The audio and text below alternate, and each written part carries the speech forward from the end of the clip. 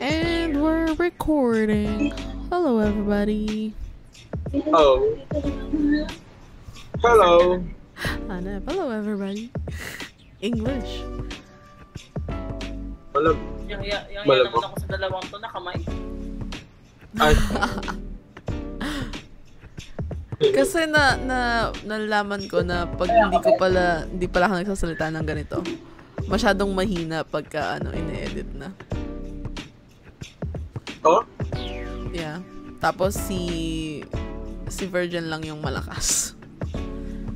So, kailangan, Dayan, pagka nagsasalita ka, kailangan mong sumigaw. Ganon? Ganito ba? Dapat ganyan kalakas? Oo, dapat ganyan. Ang ganda naman ng bahay mo. Ganito kalakas ang boses ko. Iisipin nila, pinapagalitan mo sila. Kaya para akong lasing. O pagkakausapin na para akong lasing. Lagi naman. Lang Apple.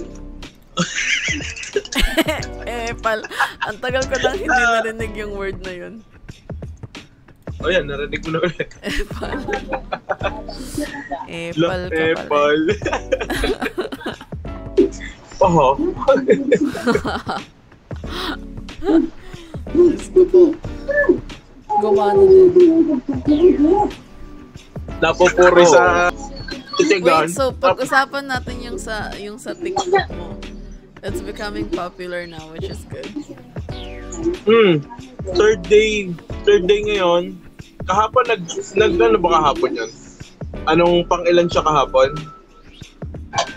Sa D4? League D4, 4 din, no? I think, yeah. You keep going up to 4. Tapos kanina nag-4 din siya. Mm-hmm. Tapos kapag ka nag-e-end ako, kanina nag-end ako, nasa 6 siya. Wow. Ang bilis. Noong una, ang tagal niya bago maging popular. Pero nung second day, ang bilis na. Tsaka nung third day, konting ano na lang siya, support. Yeah. Tapos umaangat na agad yung ranking niya. Ang angas nung Dayan. Angas nung grupo. Okay lang naman. Oh yeah, anyways, yung ginagamit kong TikTok account is our podcast account. So, if anyone wants to follow.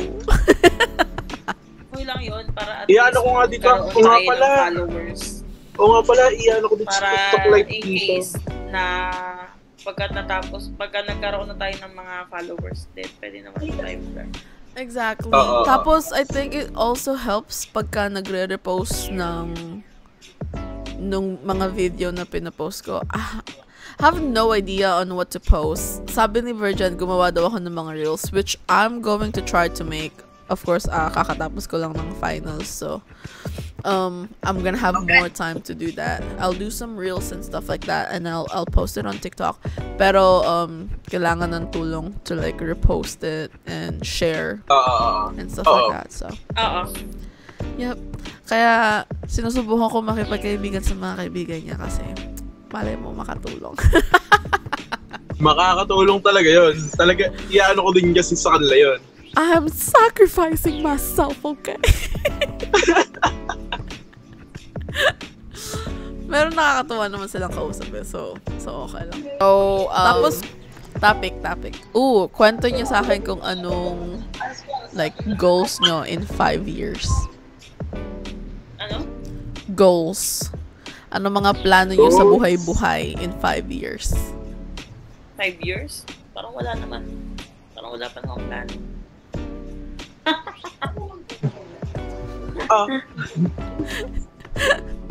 Wala Ano akong lang plano. siya? Go with In the 5 years, flow wala lang akong sa plano. dayon. Siguro plano ko, sundan si Uno. Charot. Oh! Wow, revelation. Big revelation. Ayun na pala yung plano. Hindi, share lang. Ano lang. Pero gusto niyo pang magkaanak, di ba? So, ilan yung gusto niyo maging anak? Ay, hindi. Ano lang naman. Actually, dalawa. Actually, para sa amin, dalawa. Okay na to. Kasi babae lalaki na, di ba? Kumbaga, para sa amin kasi dalawa, bonus na lang sa amin kung magkaroon kami ng pangatlo. Bonus na lang yun kasi nga syempre babae lalaki na sila. Tsaka di ba syempre gawa ng nila. Oo nga. Pero wala kayong plano na mag-anak pa ng isa pa. Kumbaga bahala na lang ganun. Wala pa naman. Ano lang kung mabuo, bonus na lang yun sa amin. Pero pagka if ever na masundan si Uno, last na talaga yun. Papalagay na ako. Ayoko na. Hindi kasi actually balak ko talaga kasi kaya lang bawal pa akong lighting, diba? Kasi gawa ng age daw. Ay, ganun? May age pala yan? Tsaka dalawa pa lang sila. Hindi ako papayagang i-lighting kasi dalawa pa lang yung ano. Dapat kasi tatlo.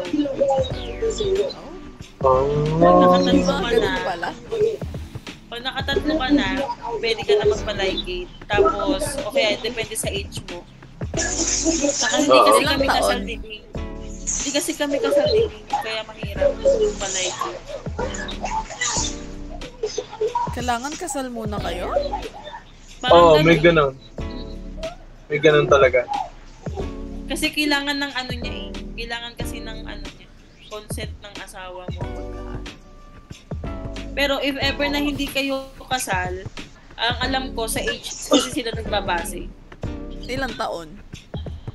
30 plus daw yun, alam ko. Ba't ilang taon ka na ba? 28 lang. Oo nga. Lakas mo ah. Yung tanong mo parang gusto ano na napapagalitan eh. Yung tanong mo parang mas matanda pa ako sa'yo ah. Ilang taon ka na ba? Kaya nga, yung tanong niya parang gusto niya mas matanda pa ako sa kanya eh. 25 lang. Ha? Ha? Alaman. Dog. Dog. Hindi, ayun na nga. So, sa amin kasi yung dalawa, simula kasi nang dumating si Uno, wala pa talaga akong balak sundan. Pero although wala naman kasi kaming ginagamit yung contraceptive, dasal lang, prayers, gano'n. Oh. Ang lakas naman ng prayers mo. Diba? Tsaka konting tingin sa kalendaryo, gano'n, no? Hindi, wala. Hindi, wala. Hindi kami wala kami ginagamit na yung calendar method. Oh. Malapit kay Lord ko. As in, wala talaga. Hindi talaga kami nagka-calendar method. Ay, malakas. Calendar method. Ano lang, bahala na. Kung mabuo, di mabuo. Napakaangas. Kaysa kasi sa ngayon, hindi na ako gumamit ng contraceptive toilets, alam mo yan kung bakit, di ba? Diba nung time na nag-pills ako, hindi ko talaga kaya yung side effect ng pills sa akin. Di ba nakailang palit ako ng pills? Tapos hanggang sa nag-stay ako sa trust pills, pero hindi ko talaga kasi nga, bukod sa makakalimutin ako, yung side effects niya talaga is hindi ko kaya kasi mas nakakahilo talaga. Tapos, you know, that's something that people doesn't really talk about, yung mga contraceptives, kasi syempre, di ba sa Pilipinas, mga ganun, parang taboo pag-usapan. I-share mo yung experience mo kung ano yung mga side effects na naramdaman mo with birth control. Sa mga contraceptives na ginamit ko. Yeah, sa pills kasi, sa mga pills kasi, ang naging side effect sa akin yun, lalo you have to learn, virgin. Stop laughing. Lalo na yung Dayan pills. Ang naging side effect sa akin nun, di ba, nahihilo ako. Tapos, naging lalo ako ng weight. As in, naging lalo ako ng weight doon. Lalo akong tumaba kahit hindi na ako masyadong nagkakain. Lalo akong tumaba doon sa pills na yun. Although, naman siya kasi yung nag-regular yung menstruation ko. Kasi nga, siyempre, di ba yung PCOS ko kasi is di ba diagnose nga ako ng PCOS, both ovaries. Tapos, kung hindi ako iinom ng pills, hindi ako magkakaroon noon. Tapos, then, nag-try naman akong mag-inject. Isang beses lang ako nagpa-inject, yung kay Uno lang. After nun, Okay naman yung inject sa'yo. hindi rin. Okay naman nung una, kaya lang yung side effect din niya sa akin is masakit din sa ulo. Tapos yung menstruation ko, ispat lang siya. Ispat lang, as in, sobrang konti lang. Tapos may dumating pa sa point na nagkaroon ako ng menstruation ng 2 beses sa isang buwan. Kaya pinatanggal mo? Hindi na ako napa-inject. Hindi na siya nasundan. Hinintay mo na lang. Oo, hinintay ko lang matapos yung 3 months. Kasi 3 months ang Hinintay ko lang matapos yung 3 months. After nun, di ba dapat babalik ka for another inject ulit. Pero hindi na ako bumalik kasi yung side effect din sa akin. Just a reminder to everyone, this is just her experience. Yung sa mga contraceptives, birth controls, and whatnot, minsan depende yan sa tao, minsan depende dun sa brand na Depende naman kasi talaga. Exactly. Depende talaga sa When I was using birth control, nung unang birth control ko, hindi ko rin kinaya yung side effects kasi nagsusuka ako tapos nahihilo.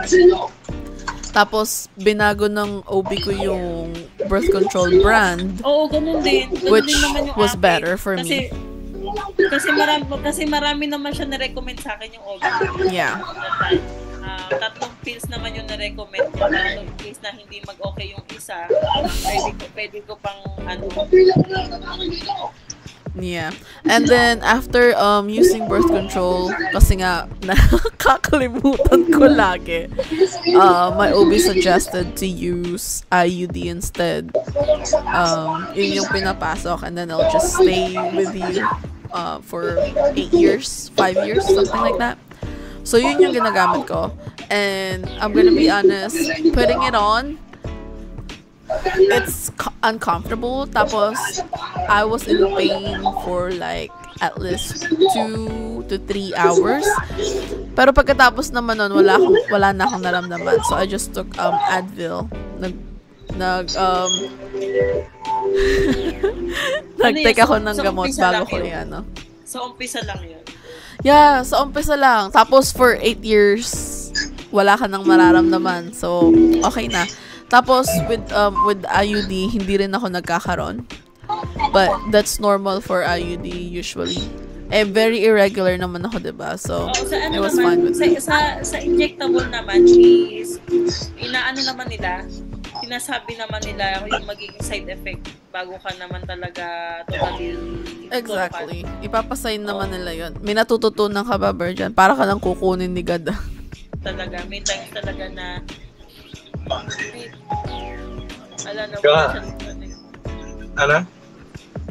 for connection si Iset. Okay na. Ayun, sa injectable naman kasi talaga is bago naman ako tinurukan noon, nagsabi naman sila na yung kung ano yung magiging side effect nga Yeah, depende lang talaga sa tao. Kaso kasi ayoko nang gano'n na kasi imbis na halimbawa ang tawag dito, imbis na tapos ka na, tapos biglang magkakaroon. Tapos may times naman na sobrang Do you know na meron akong nabasang article na meron silang ginagawang contraceptive para sa mga lalaki?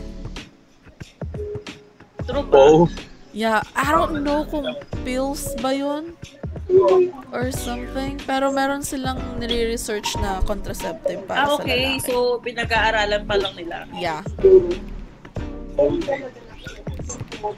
Pero ngayon kasi nung nakaraan iniisip ko parang gusto ko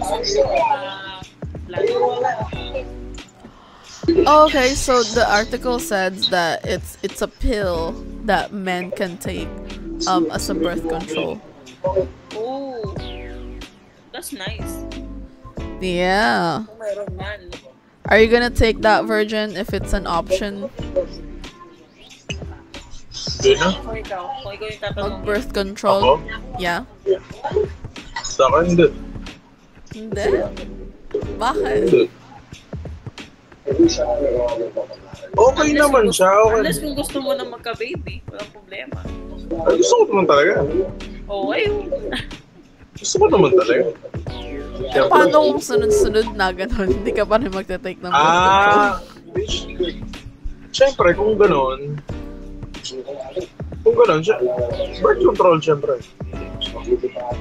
Hindi, ikaw, willing ka ba mag-take? Kung magte-take nun, depende. Depende kung anong baka. Depende sa side effect. Oo, sa bagay. Depende sa side effect.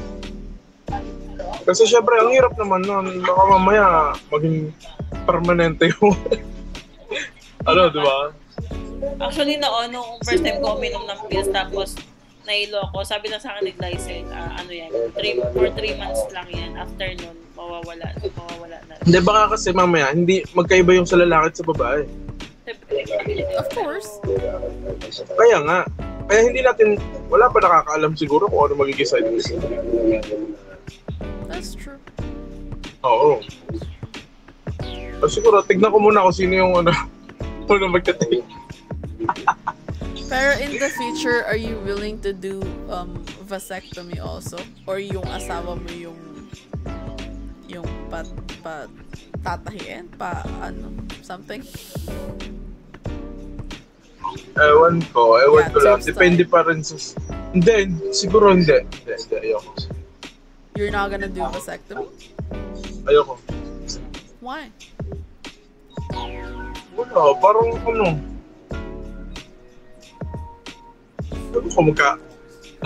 sa ano kasi, alam mo para sa hayop, parang kinapon. Di ba, Dayan? Ganun yung ginagawa sa amin, di ba, sa hayop. So, ang gagawin mo, yung asawa mo na lang yung papaanihin mo? Like tubes? Yung ipapatali yung tubes? Pero siguro kami... Oo. Siguro, ganun. Pero siguro kung hindi sa... I think kung meron mang pills na magagawa sila for the boys, I think matitake naman si Binglon. But do you know that vasectomy is a very easy procedure kesa sa pagtali ng tubes? Yeah, and wala masyadong risk pagka nagpa-vasectomy ka. Tsaka pag nagpa-vasectomy ka, pwede pa rin siyang i-reverse. Pwede pa rin siya. Exactly. Pwede pa rin siya ibalik. Pagka ang babae ang nagpatali, mas risky yung procedure. Wala na. Oo. Ay, sabagay. Yeah. Tsaka I think, I might be wrong, I might be mistaken, so correct me if I am. But I think yung sa mga babae, yung procedure ng babae, mas maraming infection rate kaysa sa vasectomies. Oo. Tsaka diba, meron ding cases na ligate na pero nabuntis pa. That's true.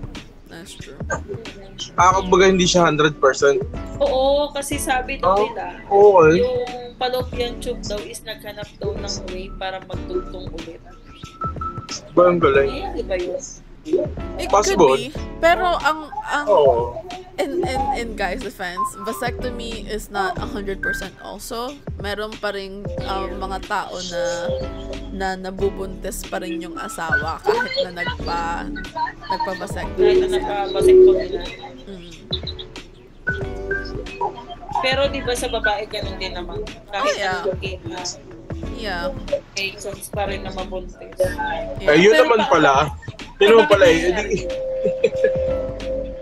Bakit sa tingin mo, bakit nangyayari yun? Kasi ikaw yung mas ikaw yung mas maraming alam kasi sa hospital ka nagwo-work. I mean, I don't have any idea on those. Wala namang relate sa sa field ko. Kaya I always just call it God's miracle. Sa iba, siyempre, sa mga friend ka siguro na o kaya sa iba. Yeah, I always just hear from other people and experience that. But I mean, wala namang tao dito sa mundo, I guess, na lahat may explain yung ganun, di ba? So, para sa akin yung mga ganong explanation, I just think na, oh, you know what, maybe God has other plans for them, kaya hindi pwede. Di pati yung ano naman kasi, napaka-complex naman kasi ng katawan ng tao eh. Ang galing nga eh. Oh yeah. Everything, there's something new. Kahit yung mga doktor na 10 taon nag-aral, biglang makaka-encounter ng bago, di ba? Hanggang ngayon. Exactly. Nakaka-encounter sila ng mga panibago, bagong cases. Mga, like, eto, yung katulad sa akin, yung sa operasyon ko. Pero yung mga, lahat ng pinagkwentuhan ko na nagkaroon ako ng tuberculosis sa puso. Nagtaka, paano magkakaroon sa puso? Saan yun? Sa bagay yung tinatamaan. Oh my God, sa puso yung tuberculosis mo? Ang ginawa niya sa puso, di ba sa lungs ang ginagawa niya. I mean, ngayon lang ako naka-encounter kasi mostly naman talaga tuberculosis sa baga. O, di ba? Sakit sa baga siya. Yung sa akin, ang inatake ng bakterya ng tuberculosis is yung puso ko. Yung tissue na nakabalot sa puso, pinakapal niya hanggang sa... Ha? It's called pericardium, but continue. Oh, pericardium. Pinapasimple ko lang yung ano. I'm just saying. Oo nga. Para mas maintindihan din ng viewers daw natin. Exactly. At maintindihan din. Pericardium ang tawag doon sa tissue na... I-explain mo sa mga tao kung ano yung mga symptoms na naramdaman mo before. Before that, balik 2 months siya bago na-discover yung bago nalaman yung sakit na yun sa akin na nasa loob ko. Kasi ang inatake niya, ang puso pala, di ba kapag may sakit sa puso, parang namamanas ka, yung tubig, yung fluid sa puso mo napupunta sa iba't ibang parte ng katawan. Kaya lumalaki, nagkakaroon ng manas sa paa. Sa paa madalas kasi pababa yung tubig eh. Ganun na nangyari. Kaya sa paa madalas makita yung pamamanas kapag may sakit sa puso. Ngayon, ang nangyari sa akin, napunta yung mga fluid sa puso ko dapat, napunta lahat sa tiyan. Lumaki yung tiyan ko, tapos ang sumunod na yung mga, namanas na buong katawan ko. Kasi hindi na ako makalakad. Ayun. Tapos, na-discover siya na ganun yung yung case ko. Nalaman na ganun yung case ko dahil sa CT scan. Aksidente lang na nalaman. Aksidente? Aksidente lang siya kasi yung abdomen yung CT scan sa akin. Oh, that's right. Oo, abdomen siya. Pero nahagip yung banda dito sa may bandang heart na. Nahagip lang siya. Nakita, bakit parang may makapal doon? Parang may makapal daw dito sa may bandang heart. Ang ginawa ngayon, nag-chest ako nag-CT scan ako sa chest naman. Tapos yun, na-confirm nga na may nakabalot na parang may makapal nga. Tapos ang ginawa sa akin, 2D echo. Yeah. 2D echo naman. Pagka 2D echo na ganyan, ayun, nakita na talaga na may nakabalot. May nakabalot sa kanya, tapos sa 2cm na yung nakabalot. Makapal na. Ang kapal na, siguro dito yung ganyan, makapal na siya. Tsaka can imagine lang na masusurvive mo yung ganung situation. Diba? Oo. Hindi kasi syempre andun kami nung time na nakikita namin kasi di ba magkaka-video call tayo. Oo. Hindi rin na, super swerte mo talaga na nakasurvive mo yung ganung sitwasyon ng buhay mo. Kaya nga. Sobrang... Pero ano ba yung ano bang advice mo sa mga sa mga viewers natin? Hindi about sa nangyari sa iyo. Ay, at least diba? sa akin naman kasi parang ang hirap niya. Yung nasa time ako ng gano'n, parang alam mo hindi malaman kung anong sakit ko, pero nagsasuffer ka na gano'n. Hindi mo na alam kung... Sabi ko nga. Yan, kasi kami din galit na rin kami kasi hindi namin alam kung ano ba talaga yung... Oo. Kahit kasi yung mga doktor, walang maibigay sa akin. Oo, diba? Kasi yung mga doktor na nagtitingin sa'yo, hindi talaga nila din alam kung saan mo nakuha, kung ano ba nangyayari. Hindi nila hindi nila ma-findings hindi nila makita kung ano yung talagang findings ng sakit mo. Exactly. Ilang buwan na nagsasuffer lang siya. It even went to the point na akala natin wala nang ibang pwedeng gawin. I even planned already to go home just to see him. But luckily, thank God, something miracle happened. So. Sobra. As in, sobrang miracle yun sa kanya. Kasi nga, na-survive. Kasi nga, sabi nga dun sabi ng doktor sabi ko, ulitin ko yung sinabi ko na, sabi ng doktor, ready ka na ba? Sabi ko, wala naman ako choice doon. Pero nung una sabi nung unang doktor na kumausap sa akin sa yung cardiologist dun sa unang ospital na pinuntahan ko. Doon nga, sa pinuntahan ko. Pinaliwanag niya, umupo pa siya sa may harapan ko. Umupo pa siya ganyan, sabi niya, kausapin kita para sa procedure doon sa mo. Kasi kailangan kang operahan. Major operation yon. Oo nga. Kailangan natin buksan yung... Major operation yun. Puso yun. Kailangan natin buksan yung dibdib mo. Sabi ko, ha? Dok, ang lakas ko bubuksan mo ako. Ganun ako makapag-usap sa kanila. Hindi, at least parang dinadaan mo pa rin sa di ba?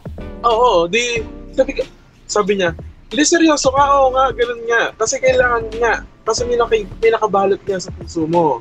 Yung puso mo, napagmitingan niya namin na ganun yung nangyayari na may bumalot siya, yung tuberculosis nga, bumalot sa pusa, pericardium mo. Imagine, pero kahit yung mga doktor mo, talagang naging challenge sa kanila na grabe. Alam ba kung ilang doktor yung tumingin sa akin doon? Yeah, ilang department? Ilang department yon? Ano yun? Ano ba yung sa tiyan? Ano ba yun? Nakalimutan ko na. Mga department na yun, kasi may mga department naman talaga sila kung ano yan. Ayun, gastro,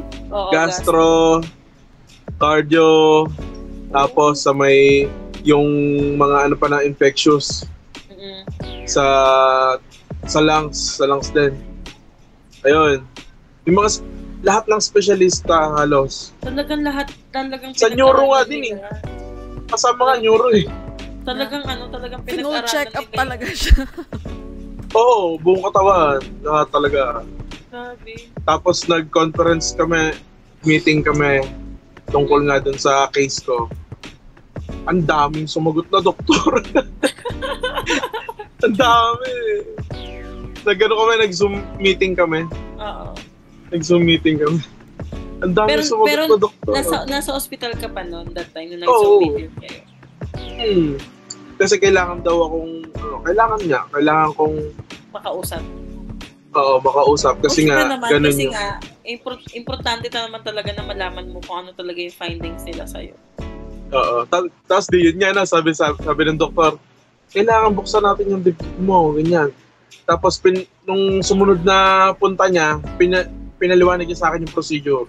Sabi, ganito yung gagawin natin sa puputol tayo sa ribs mo, puputol tayo ng buto para mabuksan natin yung part dun sa puso mo. Then possible, pero hindi pa naman sigurado, kung depende pa rin sa sitwasyon. Kasi kailangan natin patigilin yung puso mo tapos yung katawan mo ililipat sa machine. Sabi ganon.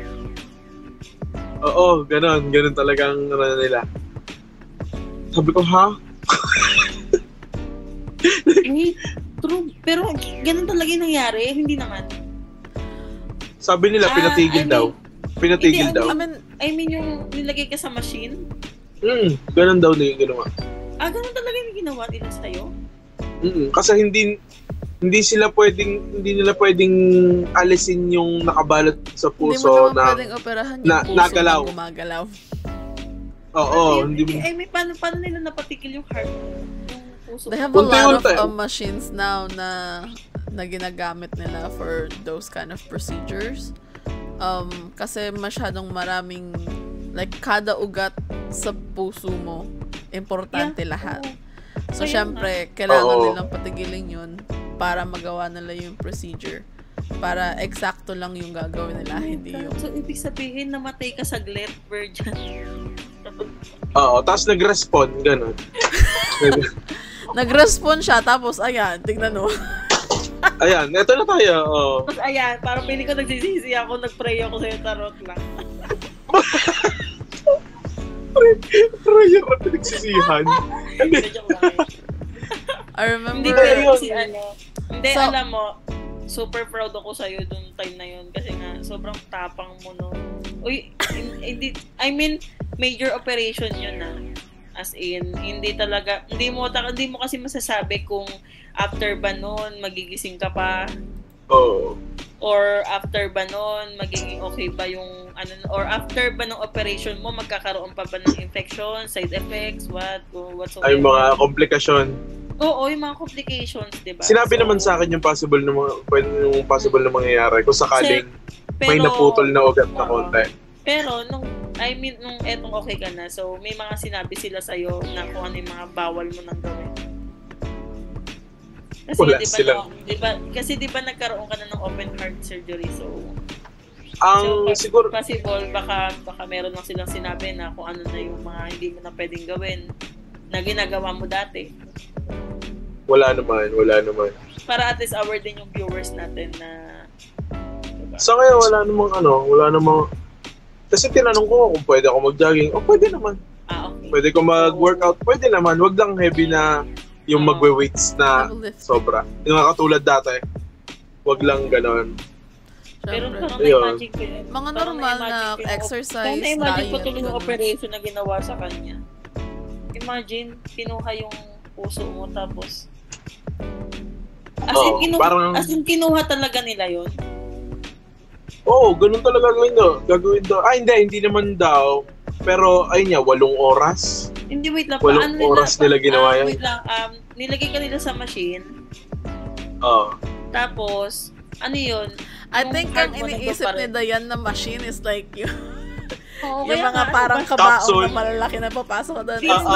It's not like that. I think yung machine is like ikakabit lang sa kanya. Tapos, dire-diretso lang yung machine na nagpapump sa kanya. Anong klaseng machine yun pinasok sa kanya?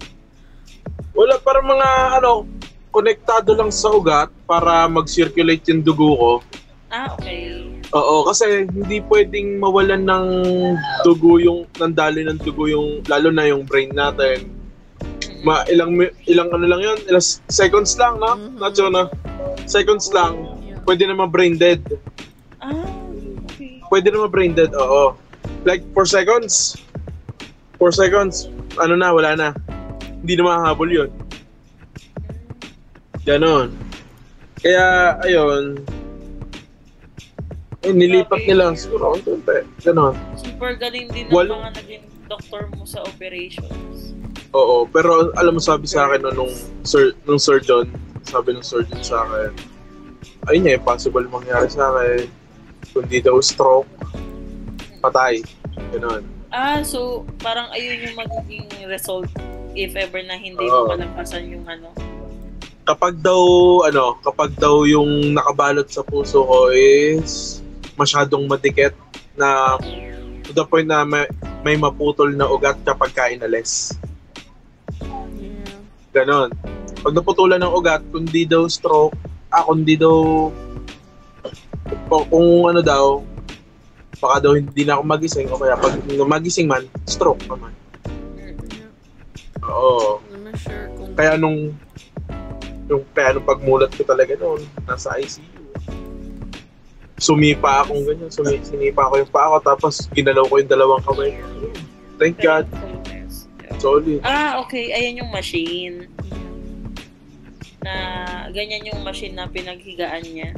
Yeah. So basically just hook it up on him para mag-circulate yung dugo. Habang inopera. Siguro, yan. Hindi ko naman nakita na eh. Oo. Hindi, at least may idea ako kung anong machine yung sinasabi. Yeah. Kesa yung pod machine yung iniisip niya. Parang naisip ko nga yung capsule eh. Kaya nga, yung capsule. I know yung iniisip niya kaya. Kaya napatanong ako. Hindi niya ka iniisip ko rin kung iniisip ko rin kasi kung kanina, yung kung sinet aside yung heart niya. Yeah. Or nandun pa rin yung heart. Hindi. Ano yun? Ano cooking show? I mean, that could happen sa heart transplant, pero yung mga pero yung sa kanya kasi is nakadikit pa rin yun that time. Yeah, I think. I mean, I'm not sure. Probably. I don't know. Bro. So, tanong ko sa'yo para, kasi syempre, may mga ibang tao din na, nasa hospital pa din sila, they're waiting for their own results, or yung mga may operation silang hinihintay, ganun. Can you share kung ano yung like mga naramdaman mo during that time na nasa hospital ka? So yun nga pa. Unang mga test sa akin parang baliwala kasi nga hindi naman nila matukoy kung anong problema sa katawan nito. Kasi halos lahat ng mga unang test negative. Clear. Kumbaga, nagkaroon lang ng mga ayun yun, yung napansin nila na pamamanas, mga ganun. Ang hirap lang sa pakiramdam, parang nakakabuisit. Sabi ko, bakit di nyo makita? Oo. Ay, hindi. Ang tagal na. Unang buwan ko. Di ba ganyan din yung reaction namin? Diba, unang buwan. Magkakausap tayo. Bakit hindi nila makita? Ilang buwan ka na nandyan, hindi pa rin nila makita. Hindi nila ma-findings kung ano yung sakit mo.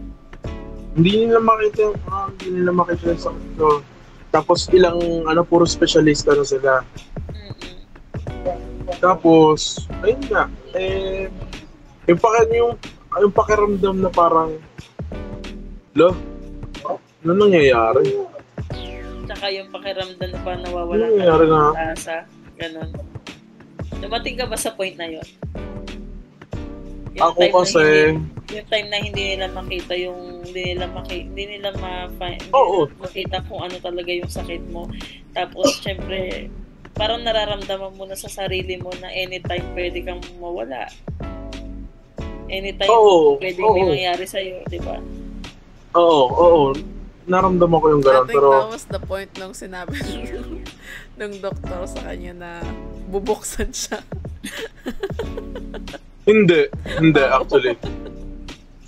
Mas nagkaroon pa ako ng nagkaroon pa ako ng pag-asa nun. Nagkano lang ako, siyempre, nagulat lang ako sa procedure. Yeah. Like, ikaw ba naman gagawin kasi alam mo kasi sa ganyan situation. So, nung pagkasabi sa akin, bubuksan yung gagawin ako daing. Gano'n?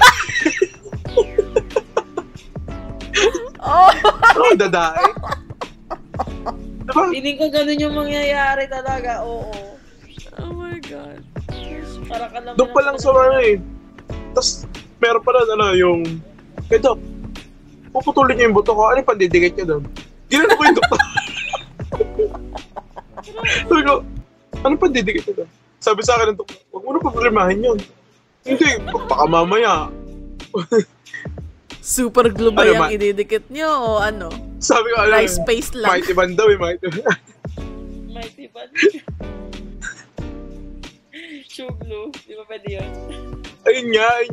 Sabi ko sa'yo, tawa siya ng tawa. Tawa ito pa. Kaya huwag mo nang problemahan yan. Pwede ba yan?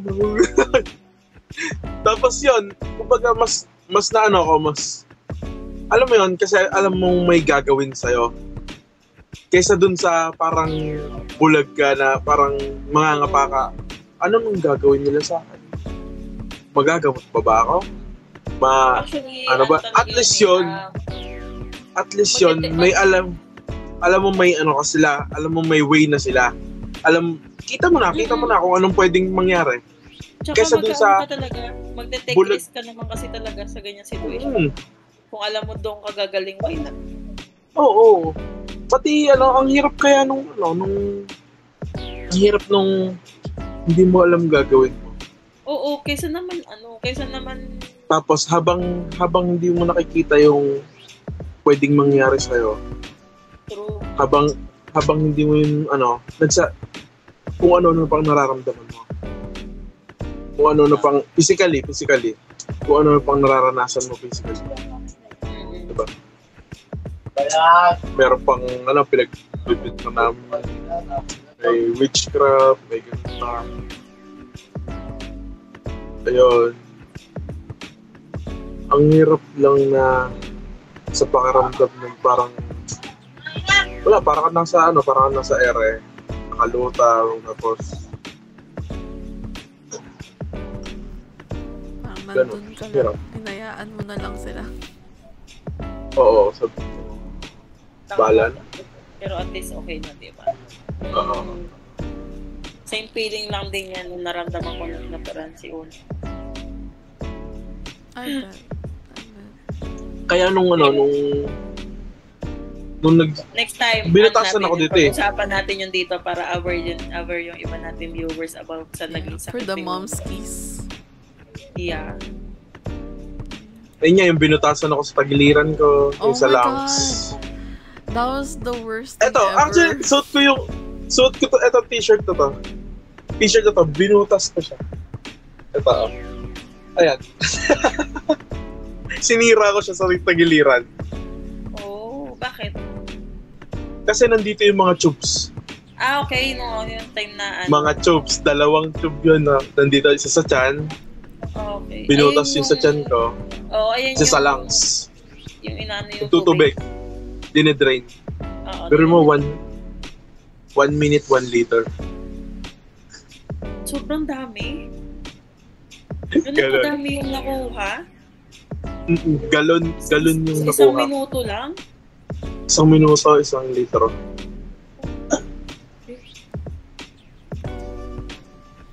Grabe pala. Ganun pala kadami yung naging yung tubig mo sa akin. Unang binutas sa akin yung lungs. Tapos paano yun? Hindi pa rin ako makala. Anong ginamit nilang pambutas? Drill. Ang tao Uy, nung una, Tapos habang dinidrin siya, gumagano din siya. Paano dayan?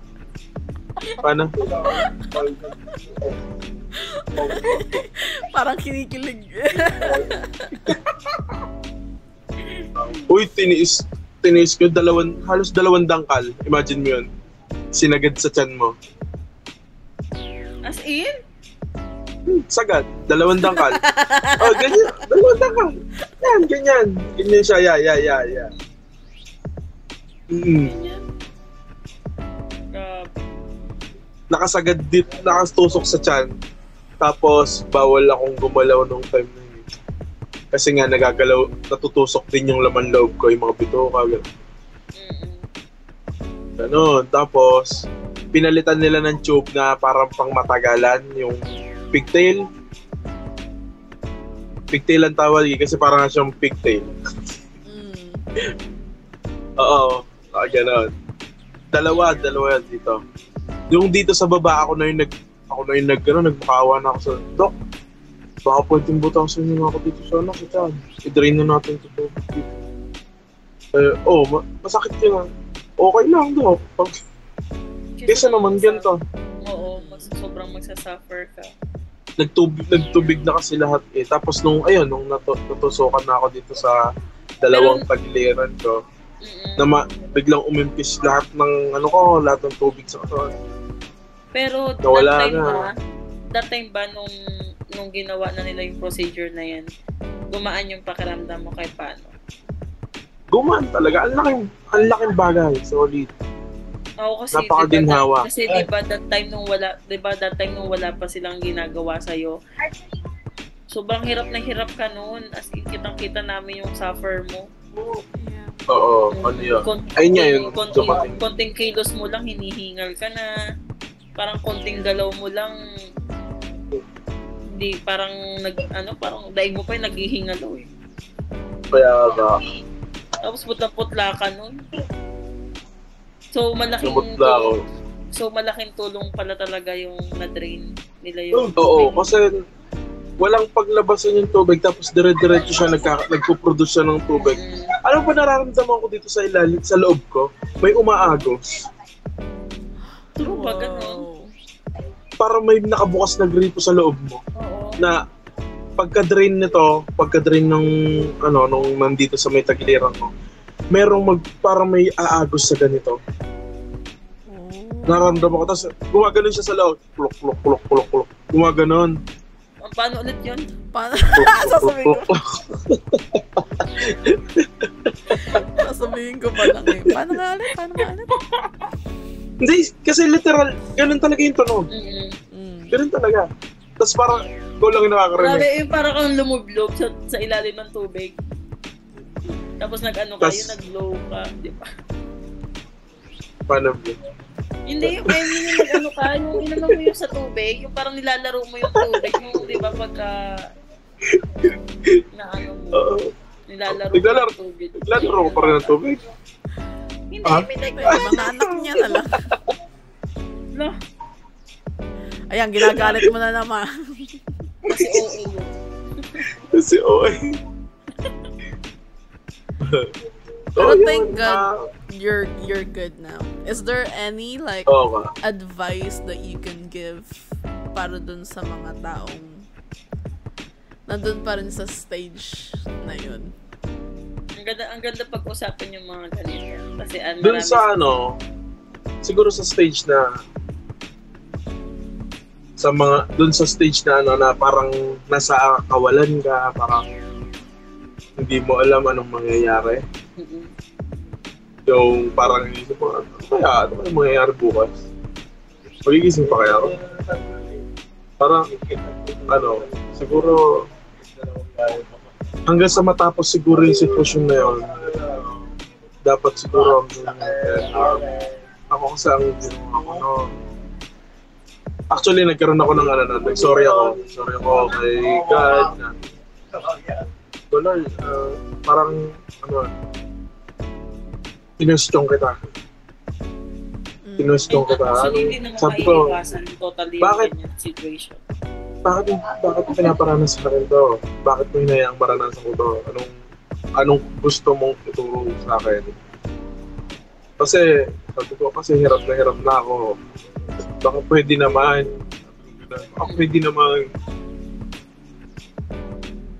Alisin mo na ako dito kasi hindi na kaya. Gano'n. Parang napapagod ka ni. Oo. Napapagod na ako. Ano ba plano mo? Parang gano'n. Oo, ano ba plano? Actually, ayun yung tanong ko talaga. Oo. Ano ba plano mo sa akin? Tapos, ayun. Yun pala,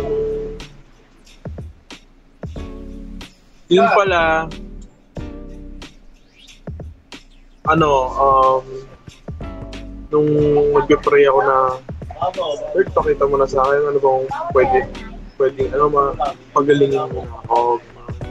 Yun pala, ang gusto niya, surrender mo yung sarili mo sa mga ganong sitwasyon, sa mga ganong negative na pakiramdam, surrender mo lahat ng pakiramdam mo sa kanya.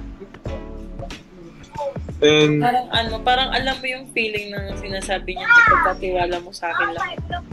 oo. Basta, ayun nga, yung pasimplihin na lang natin na do your best and God will do the rest. Ganun. Yeah. Yun. Ayun, laban lang. Wala, yun nga lang laging sa akin. Laban lang. Tsaka Bukas, tsaka mas pina-strong ka niya. Ganun yung Sabi, habang humihingi ka, meron pa yan. Kaya pa yan. Ganun ang sa akin. Habang nahinga ka pa, kaya pa yan. Kasi huwag kang bibigyan. Pumapagod ka, matulog ka lang. Ayun talaga yung ginawa ko. Nung nakaramdam ako ng pagod na ang ginawa ko noon. Di ba parang napagod lang ako physically, emotionally, lahat. Sa lahat ng aspect na pagod na ako. Ang ginawa ko, tutulog lang talaga ako. Ayoko na, tutulog na lang ako. Bukas na lang uli. Ganun ang sinasabi ko sa sarili. Uy, buhay pa. Tapos pag natulog, sige, bukas naman uli. Ganun. Hanggang sa, hindi ko na malaya nun, 2 buwan na pala akong ganun. Hanggang sa makita yung, malaman na yun kung ano yung sakit ko.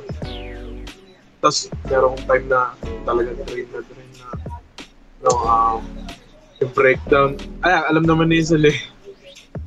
Alam naman ni Isel, nakikita niya ako. Alam mo sa ganyang situation is totally hindi mo maiwasang hindi mo breakdown.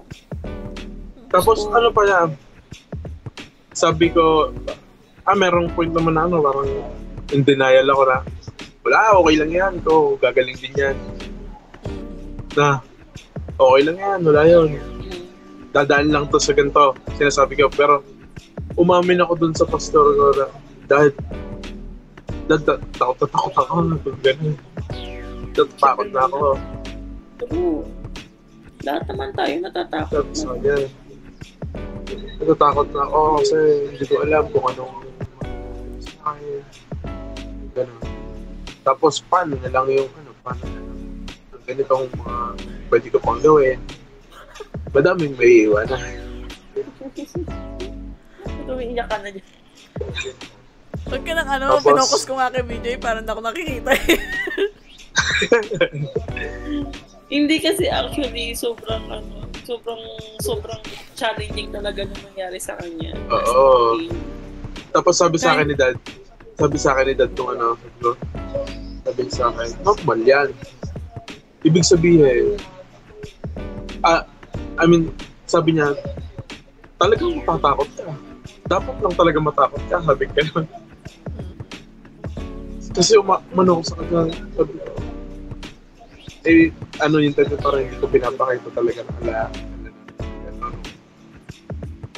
pinapakita sa iyo ako din naman na makaramdam sila ng gano'n na matakot din. Pero isang gabi, ayun nga, in-message ko. Parang napahalo ko. Alam, parang bata na. Tatakot na ako na. Ganun. Ayun. Wait, ang gawa ni O. Optam lang. Come on. Ang hirap lang ng ganong dinanas. Hirap lang. Talagang aataking ka yung emotion mo. Talagang aataking yung emotion mo. Tapos, dadating ka na lang sa point na si Lord na lang talaga yung aasahan mo. Yeah. Kumbaga, na din yung faith ko doon na yung parang pinalakas din doon sa sa binigay na testimony na yun sa akin, na pinagdaanan ko niya. Kasi dumating ako sa point na sabi ko, bago ako mapapikit niya, isa operation na. Sabi ko, Lord, habang nakahiga ako ganyan, nagpipray ako, tinuturukan na ako ng sinasaksakan na ako ng mga linya dito. Pumipikit lang ako, nakapikit lang ako, pinapabaya ko lang sila kung anong gawin nila sa akin. Nakapikit ako, nag-pray lang ako. Sabi ko, Lord, dati ginawa mo na to.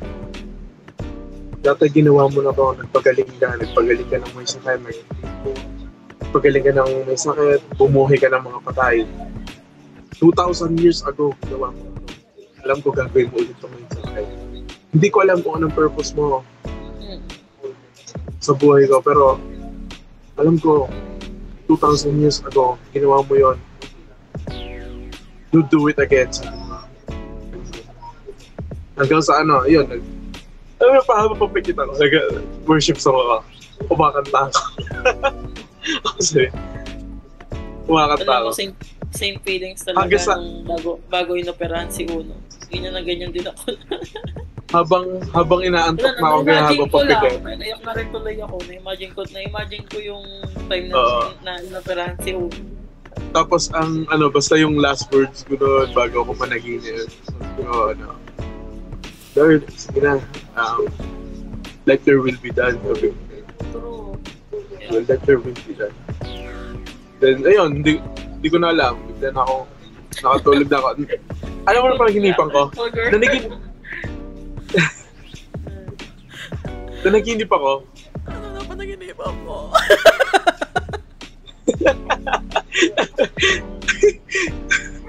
Grabe itong podcast na to.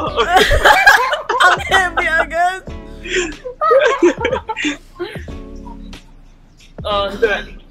Panaginipan ko, panaginipan ko itong yung Aplaya. Dito sa Aplaya. Ang saya nung gabi sa Aplaya. Ganun yung senaryo. Oh, you Aplaya. told me about that. Oo. Diba sa gabi, kapag kagabi sa Aplaya, nagtatakbuhan pa rin yung mga baka. Parang ang sigla pa rin nung nagkukulit. Tapos nakita ko mga pinsan ko. Yung parang pinakita sa akin parang pinakita sa akin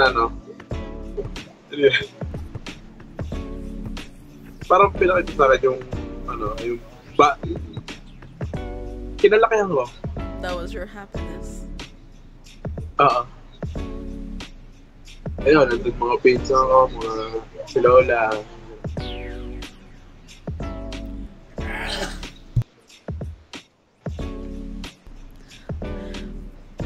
Well, okay. Kasi yun, nagising. It's so heavy. Ayun. Tapos nagising na ako. Nagising ako noon alas 4 yata. Alas 4 ng hapon. Sabi sa akin, Virgil. Doon pamilya mo sa labas, Kasilip. Sabi ng doktor. Ako naman, nandun lang sila sa labas, sa glass lang nakatingin. Glass na maliit. Sa ICU. Yeah. Nakatingin lang sila. Nanay was taking a picture and she was sending it to me. Sinintan siya pala. Yes. Kasi nung nasa operating room ka na, tinext ako ni nanay na nagsisimula na nga daw yung procedure. Sabi ko, i-update mo ko. I was crying. I remember at that time, me and Jacob were going to our friend's house and I was so nervous. Why am I crying? Hold on. I was so nervous at that time kasi nga hindi ko alam kung anong mangyayari. Plus, wala naman ako sa Pilipinas. And during that time, parang yun yung kauna-unahang beses na umamin si Virgin na natatakot nga siya.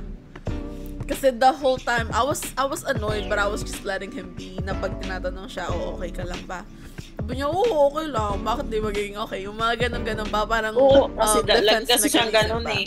Exactly. Tapos yun yung time na bago siya pumasok, he told me about his feelings na, I'm really scared, but you know what? I'm just gonna let it be. So I got scared also, even though I know it's gonna be fine. Hindi kasi siya nagsasabi ng sa Exactly. atin ng ano niya, di ba? Totoong feelings niya kasi Hindi siguro niya ayaw niya rin sinishare. tayo mag-alala o ano yung nararamdaman niya. Yeah, Siyempre, kaya yun. yun, hindi, sabi ko, tinext ko agad yung nanay niya na, sabi ko, Nay, pagka kung ano mang ginagawa, i-update mo ko pag in-update ka din, please. Sabi ko ganun.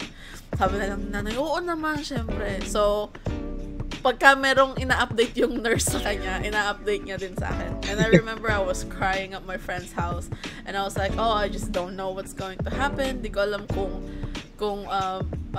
magigising pa ba siya after that or whatever. Like, yung anxiety nandun na, of course. But, and after he woke up, of course, I was so worried, right? So, nung tumawag siya, sinagot ko agad. Sabi ko, oh, okay ka lang. Sabi ko ganun. Aba, ang sabi pa naman ni Bridget, I respond! Sabi ko, impacto to. Sobrang pag-aalala ko, tapos biglang, I Pag-gising mo, respond. puro ka pa rin kalokohan. Buti hindi sabi ni Isel, bakit ka pa nagising? As in, sabi ko, bakit ko pa pinagdasal to? Nakakaloka. But it was so good na ganun yung ginawa niya. Cause then I know when I calm down na, oh, okay lang yung best friend ko. He's fine, he's good, he's still goofy, he can still make jokes. So it was good. But it was so funny when that happened. Oh my goodness. Yeah, but during that time it was funny. I mean, I'm gonna share my side also because of course I was kind of a part of it. During that time nung hindi pa niya alam kung ano yung nangyayari sa kanya, I was talking to my mom about it, and of course I was talking to Jacob, to RR, and everyone about it. And I love my family so much, and Jacob's the best on that also. Kasi they know how worried I am. Na parang, okay, they still don't know kung anong nangyayari. And then every day whenever we video call, he gets worse and worse. And I could see it. So I was like, dude, like, I'm not in the Philippines. I can't do anything if something happened to him right there and then. And he also told me at that time na, well, pag namatay ako, wag ka nang uwi. Kasi ano pang point? Hindi na kita makikita, di ba? Yung gano'n. So ako parang, oh my gosh, wag mo namang sabihin yan. So I was so worried the whole time. I was talking to my family about Sinabi ko it. ba yun? Yeah, I think you just said it as a joke. You don't mean it that way. But of course, for me, I took it seriously kasi syempre super emotional. Pero nung time na yon, nagulat ako kasi umuwi ako sa kila mami. Tapos, banggit agad ni mami, oh, kamusta na si Berjang? Ganyan. Syempre, nag-update ako kay mami ko ano nangyayari sa'yo. Tapos, si Kuya RR din, bumaba din. Tapos sabi na lang nila, ate, kung gusto mong umuwi sa Pilipinas, mag-share kami ni mami. Umuwi ka, sabi gano'n. Eh, kasama ko nun si Jacob din at that time. So, sabi ni Jacob, babe, kung gusto mong umuwi ka na, gamitin mo yung credit card, ganyan. Tapos si mami naman, pagka nandun ka na, papadala na lang kita ng pera para may panggastos ka, ganon. So we were really thinking about it already. We were planning it already. Tapos, the time na magdidesisyon na sana ako, and I was gonna talk to my manager, that was the time na nasabi mo na nga na, oh, ito daw pala yung sakit ko, and they're planning to do a procedure, blah, blah, blah. So I was like, okay, you know what, there's hope na you will be fine after. So I was like, okay, let's just wait. Tapos pagka nakalma na lahat, pag gumaling na siya, then we'll go hang out. Para pag umuwi ako ng Pilipinas, at least you're not in the hospital and I'm just looking at you and we're just staring at each other. So at least there would be time na pwede tayo mag-hang out pa rin, diba? But yeah, that was the side of my story and it was so funny. And oh my god, if people are listening to us and they're new, they don't know our friendship and whatnot. We've been there for each other all these years, of course. Tapos, nung nagkaroon din ako ng Bell's palsy, Virgin was there for me 24/7. Anytime I was feeling down, I was feeling lonely, he will call me, stay with me, and whatever.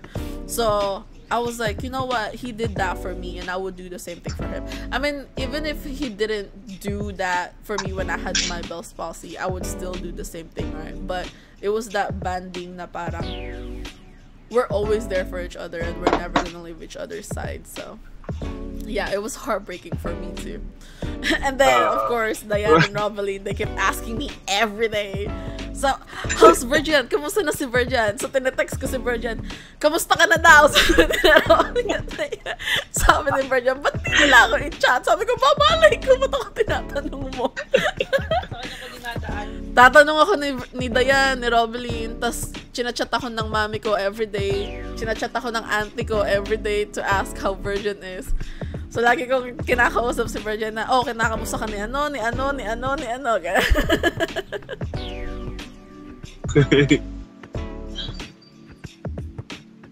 Oh my god, that was a heavy episode, and we're only in part 3 or 4 in our podcast. But that was such a good thing to share, though. I think some people will find that helpful. Sa next episode na lang natin yung kay Uwe. May mga ano tayo.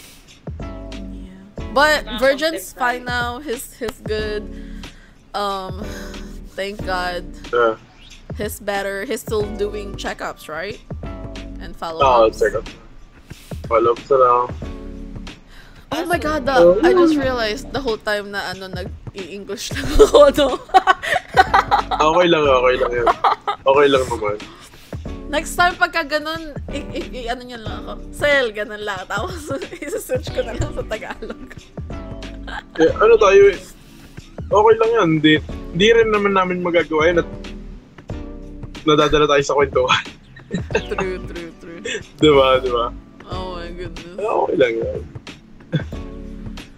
Solid tong episode na to. You know what? Wala na tayong ma-share pa after that one. Pero at least, diba, meron tayong na-content ngayon.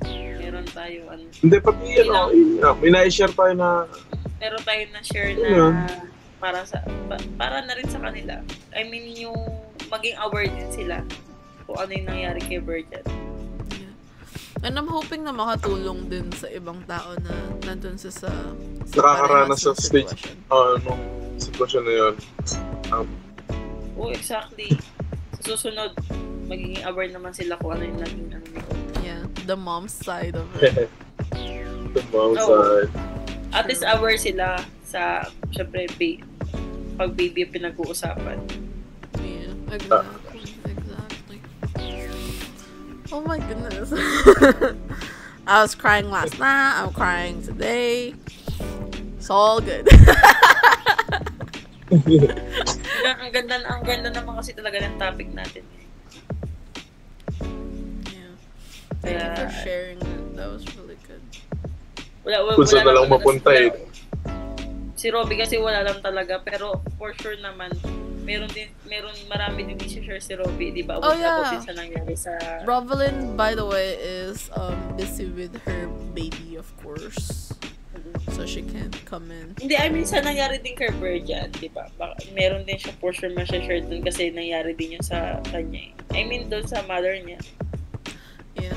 See, that's the good thing about us. We have different experiences. So Diane can share like what it feels like nung nandun ka sa position ng pagiging ina pagka naoperahan yung anak mo. Oo. Iyakan portion. Oo nga, no? Mga POV, no? Yeah. Iyakan portion na naman to, panigurado. True. And I think nakakatulong din kasi na parang meron kang solid na support pagka nandun ka sa ganung sitwasyon. Kasi you know, like, there's always someone that's ready to listen to you. Hindi lang yung pamilya mo yung naging supporter mo doon that time. Nandiyan din yung mga kaibigan mo. Exactly. Katulad nito yun, tsaka Robin, nakakatawa. Nung medyo down si Virgin nun, I think that was the time na wala pang resulta, wala pang diagnosis kay Virgin. nadadown si Virgin, pero syempre hindi naman niya sinasabi. So, nabanggit niya lang na, ito, lagi lang ako nandito, wala naman akong ginagawa. Kahit hindi naman niya sinasabi yung nararamdaman naman natin. Exactly. So, that time, tinext ko agad si Dayan tsaka si Robin. Sabi ko, Dayan, Robby, nalulungkot si Virgin. Tawagan natin. O, assemble agad. Tawag agad silang lahat. Dire-diretso. Alam mo, sa atin lang talaga tumatalab yung yung, di ba sinasabi kasi nila na pagka sa mga barkada, pagdating sa ganyang situation, hindi ka na nila matutulungan. Pero sa atin, solid tayo dito eh. Malalaman mo lang talaga kung sino yung mga totoong tao sa buhay mo pagka naghihirap ka. Exactly.